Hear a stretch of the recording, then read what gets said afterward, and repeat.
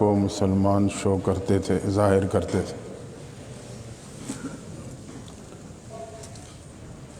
اللہ نے ایک موقع پہ وحی کے ذریعے سے پیغمبر علیہ الصلوۃ والسلام کو ان تمام منافقین کے نام بھی بتلا دیے تھے۔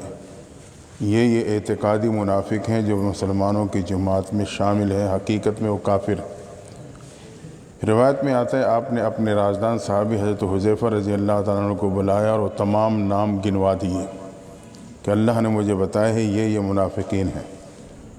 حضرت حذیفہ آپ کے رازدان صحابی تھے، اس لیے صحابہ سمجھ گئے کہ اس بات کو راز میں رکھنا مقصود ہے کہ کون کون سے ہیں، تو کسی نے جرأت اور ہمت نہ کی کہ حضرت حذیفہ کے جسے جا کے پوچھ سکے۔ ایک عرصہ گزرنے کے بعد جب پیغمبر صلی اللہ علیہ وسلم نے دنیا سے پردہ فرمایا تو حضرت عمر رضی اللہ تعالیٰ عنہ نے یہ سوچ کر کہ اب وہ بات راز میں رکھنا مقصود نہیں ہوگی، چونکہ آپ دنیا سے پردہ فرما گئے ہیں، تو عمر گھر سے چلے، حذیفہ کے دروازے پہ پہنچے، دستک دی، حضرت حذیفہ تشریف لائے۔ دعا سلام کے بعد حضرت عمر نے کھڑے کھڑے کہا، حذیفہ میں اس لیے نہیں آیا کہ مجھے تمام منافقین کے نام بتلا دینا، میں صرف اس لیے آیا ہوں مجھے اتنا بتا دینا کہ منافقین کے نام میں کہیں عمر کا نام تو شامل نہیں۔ یہ ان کی کیفیات تھی، ہر وقت آخرت کی سوچ، آخرت کی فکر۔ تو ایک اعتقادی منافق ہے جو حقیقت میں کافر تھے، ایک عادی منافق ہے عادتاً، جیسے ہمارا اور آپ کا آج کی مسلمان کی صورتحال ہے، ہم عادتاً منافق ہیں، کرتے کچھ ہے، کہتے کچھ ہیں، احکامات کیا ہیں، ہماری ترتیب کیا ہے۔ تو عادی منافق کے بارے میں اللہ نے پیغمبر علیہ السلام سے فرمایا کہ ان کا صدقہ بھی قبول کر لیا کرو، ان کی نماز جنازہ بھی پڑھاؤ تاکہ یہ پاک ہو جائیں۔ اس کے بعد اللہ نے فرمایا کہ یہ جو کافر ہیں قرآن کو خود ساختہ کہتے ہیں کہ یہ خود ساختہ کلام ہے، الزام دیتے ہیں، اور پیغام الہی جو قرآن ہے اس کی قبولیت سے انکار کرتے ہیں۔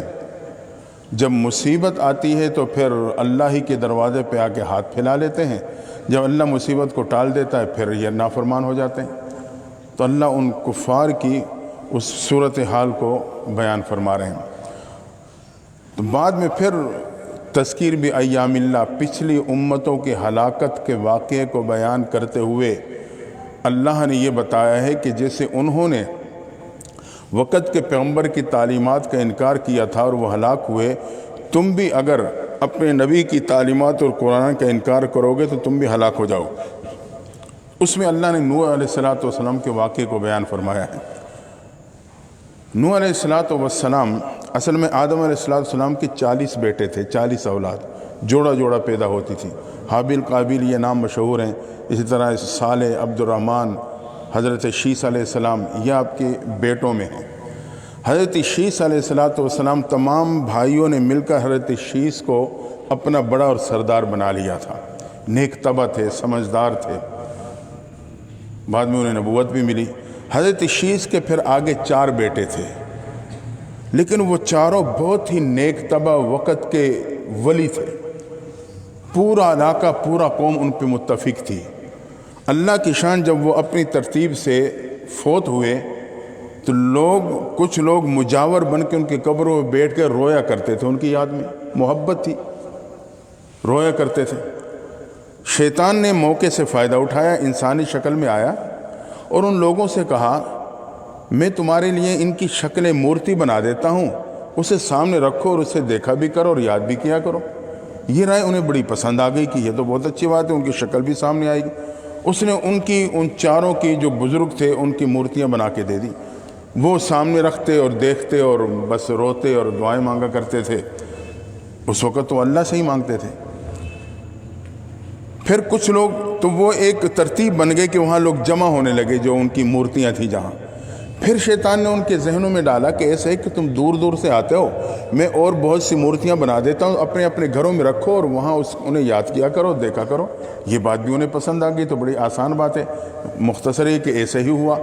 اب جب یہ نسل تو صرف انہیں بزرگ تصور کر کے صرف دیکھتی تھی اور یاد کرتی تھی، لیکن جب یہ نسل گزر گئی تو اگلی نسل نے انہیں اپنا معبود بنا لیا کہ یہ ہمارے بڑے شاید ان کی عبادت کرتے تھے، اور بس وہ انہوں نے انہیں اپنا معبود بنا کے ان کی وہ بت پرستی میں آ گئے۔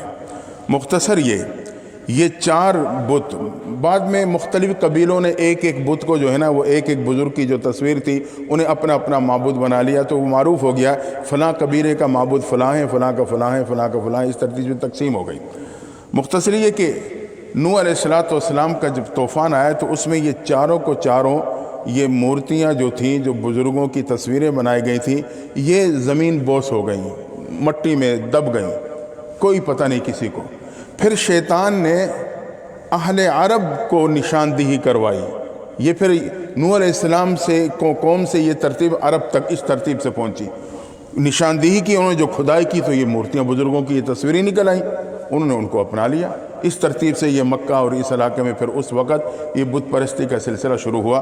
تو نوح علیہ السلام تقریباً 950 سال تک آپ نے اپنی قوم کو تبلیغ کی، اور آپ نے بہت نرم انداز سے قوم کو سمجھاتے رہے کہ آپ ایک خدا کو مان لو، اللہ نے آپ کو نبی بنا دیا تھا قوم کے لیے، ایک خدا کو مان لو، رزق بڑھ جائے گی، پھل بڑھ جائے گا، فصلیں بڑھ جائیں گی۔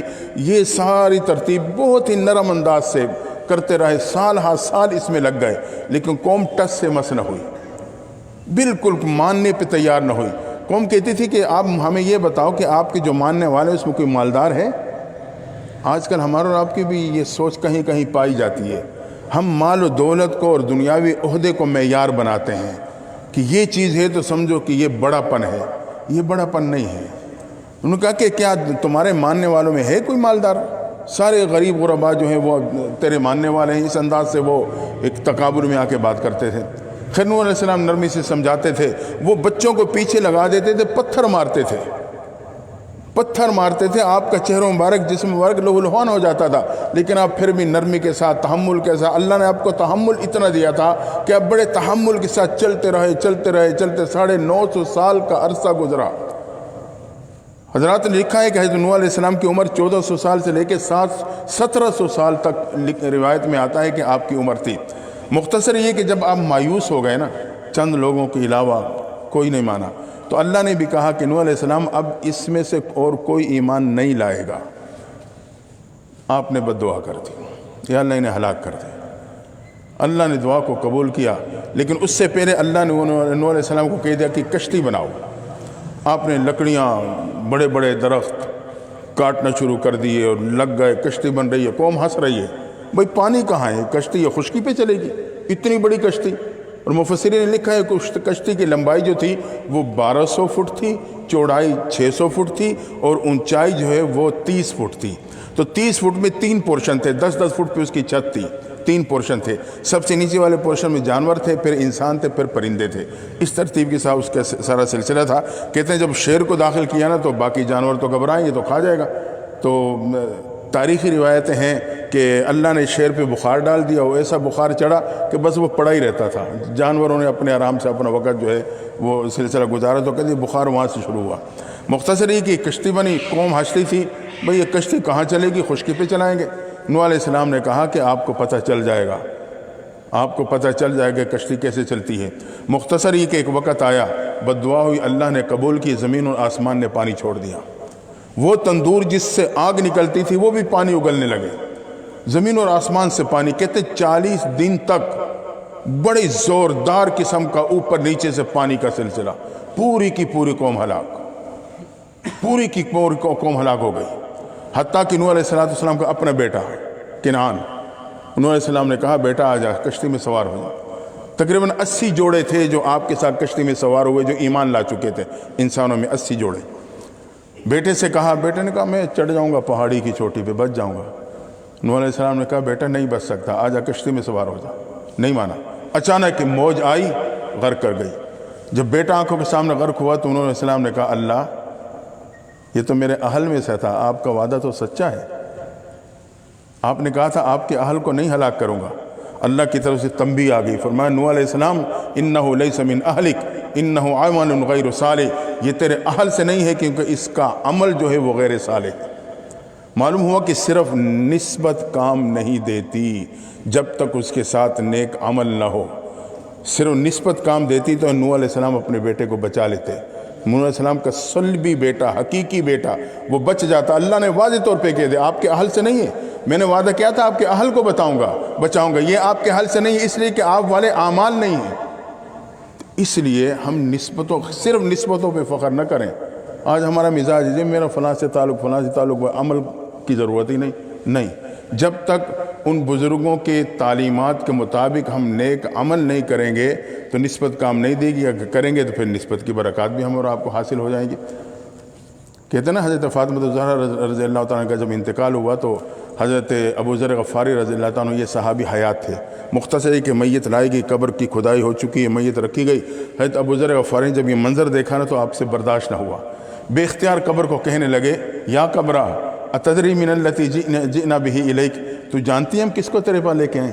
حاضی بنت رسول اللہ صلی اللہ علیہ وسلم، یہ محبوب کی لخت جگر ہے۔ حاضی زوجت علی المرتضی، حضرت علی کی زوجہ ہے۔ حاضر ام الحسن والحسین، حاضی فاطمہ الزہرا رضی اللہ تعالیٰ عنہ، یہ شہزادوں کی ماں فاطمہ الزہرا ہے۔ کہتے جب انہوں نے بے اختیار قبر کو مخاطب کیا تو قبر سے آواز آئی یا ابا ذر ما انا موضع الحسب والنسب انما انا موضع العمل الصالح، ابا ذر میں حسب و نسب کی جگہ نہیں، میں نیک اعمال کی جگہ۔ یہ مجھے اور آپ کو تعلیم مقصود تھی۔ فاطمہ الزہرا رضی اللہ تعالیٰ کا تو حسب بھی اعلیٰ تھا، نسب بھی اعلیٰ تھا، اعمال بھی اعلیٰ تھے، لیکن مجھے اور آپ کو تعلیم دینا مقصود ہے کہ وہاں عمل کام آئے گا۔ مختصر یہ کہ بیٹا سامنے ہلاک ہو گیا، قوم تباہ ہو گئی۔ روایت میں آتا ہے کہ آپ 6 مہینے تک کشتی میں رہے، نوح علیہ السلام 6 مہینے 40 دن تک تو خوب تیز، پھر معاملہ آہستہ آہستہ آہستہ ٹھہرتا گیا 6 مہینے لگے۔ تو آپ نے جودھی کی پہاڑی پہ آپ نے کہتے ہیں کوے کو کہا جاؤ دیکھو خشکی کہاں ہے، تو لکھنے والے نے لکھا ہے کہ وہ گیا تو کہ مردار اسے ملا، اس میں لگ گیا بس۔ آپ نے پھر کبوتر کو بھیجا، آپ خشکی کی معلومات ہو گئی، آپ نیچے اترے، وہاں خشکی تھی، بعد میں اللہ نے ہوا چلائی تو جو گیلی جگہ تھی نا وہ نیچے وہ خشک ہو گئی، اور آپ نے وہاں 80 نو انسانیت کی بنیاد ڈالی۔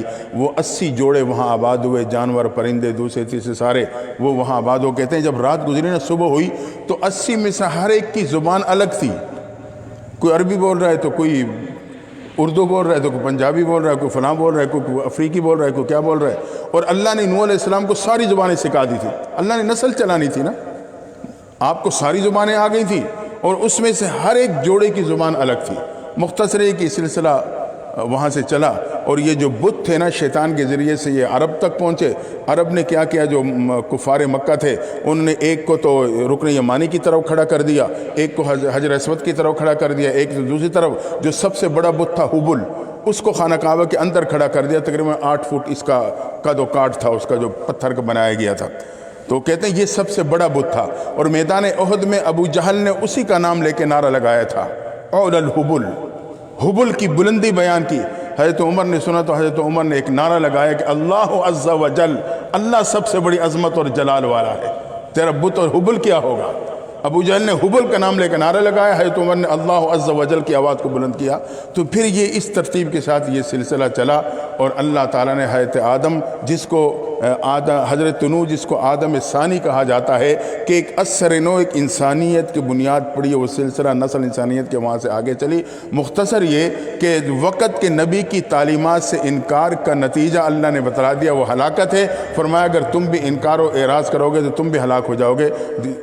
تو یہاں آخری بات یہ، اگر ہم اور آپ اپنے طور پہ سوچیں تو عملی طور پہ ہم بھی قرآن کی تعلیمات سے انکاری ہیں، اللہ ہم سب کی حفاظت فرمائے۔ بات وہیں آ جاتی ہے کہ نبی کی دعا کا نتیجہ ہے کہ میں اور آپ محفوظ ہیں، ورنہ عملی طور پہ تو یہاں تک مسلمانوں نے تو سود کو حلال کر دیا۔ حلال کر دینے کا مطلب یہ کہ عملی طور پہ ہمیں کوئی احساس ہی نہیں ہوتا، ہم حرام کام میں لگیں۔ حتیٰ کہ میں آپ سے کیا بتاؤں کہ ایک شادی کے موقع پہ مجھے ابھی بھی تعجب ہوتا ہے جب وہ خیال آتا ہے کہ ایک برادری کا بڑا وہ دلہے کو سونے کی انگوٹھی بسم اللہ الرحمن الرحیم اور سونے کی انگوٹھی پہنا رہا ہے، جو حرام ہے۔ اب حرام کام پہ ہم بسم اللہ پڑھ رہے ہیں، اللہ کے نام کی برکت لے رہے ہیں حرام کام پہ۔ مرد کے لیے سونا پہننا حرام ہے، وہ کہتا ہے بسم اللہ الرحمن الرحیم اور سونے کی انگوٹھی چڑھا دی۔ بالکل احساس سے ختم، معلوم نہیں کیا ہے کیا نہیں۔